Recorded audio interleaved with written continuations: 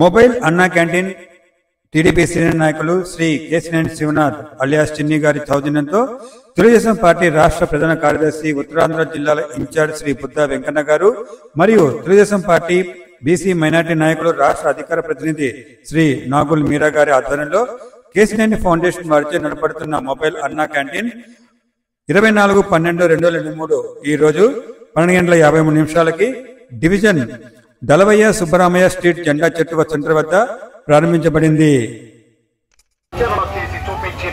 ఏకైక పేదవాడి తరాల భవిష్యత్తు కోసం, ప్రతి పేదవాడి ఆకలి తీర్చడం కోసం ఈ మహా ఉద్యమం కొనసాగుతూనే ఉంటుంది.